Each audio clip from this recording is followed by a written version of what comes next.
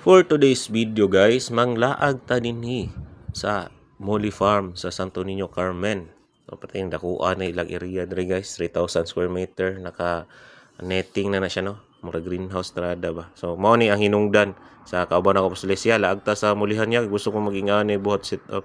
So easy ra na din ta sa Santo Niño, Carmen, Davao del Norte.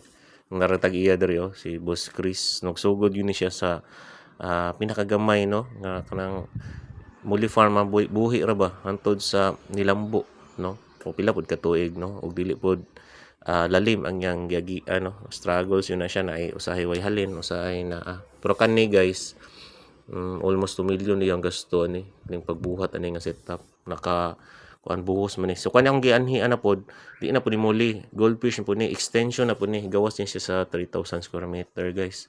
So makit-an niya dito guys, lahi po ni siya. So kanang dra repirunon pag inaw. So nara dito ang main jud katong 3,000 square meter kani siya kay cichlids o other na siya nga egg layer na mga isda. So dari guys mao ni ang entrance no pasulod naro naka netting yun na siya guys para di kasulod ang mga mananap. Pag human gitor dayon na mo dari kay kanang mga kauban first time nila ni.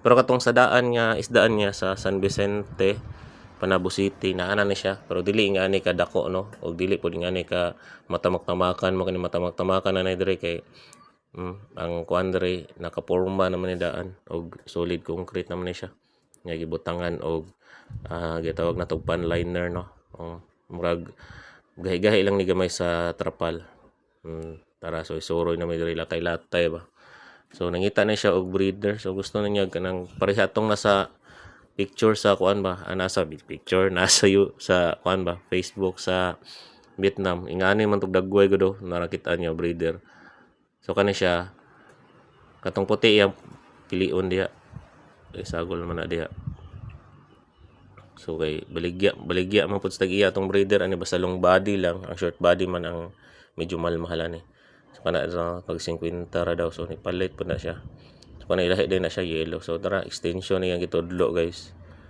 dako gyud po ng extension na guys so makalingaw gyud kayo mulag-lag ngani no so misig dako na gidad makalaag ka diri lingaw gyud ka pampawala sa kalaay bo nawara ko na unsa na kalapad so mo ni hang apo no so gitor niya dinhi kay busy man to iyahang lolo kay naagi order lagi daw so nagpack mo na siya a day before i-ship kay kinahanglan pa na siya ilain no murag ilaming pa ba tumana ni siya ang kuano tagapagmana o taraw daghang kay lagyo kay na ihang gikuanan ihang gipang tudlo tara suroy na sad me tapos ano ni ang mga kuan dere breeder sample sa mga breeder dere na nang hulog mga anak kay pag kuana na drain para ni magkuha siya i-drain man na siya pag umana na nagi mga anak ng gawas kanina anak ng gyapon no. So kani klase-klase na ni mix na ni siya guys. So dinhi lang taman. So kay 3 minutes na lapas. So salamat sa pagtan-aw. See you sa next video. God bless.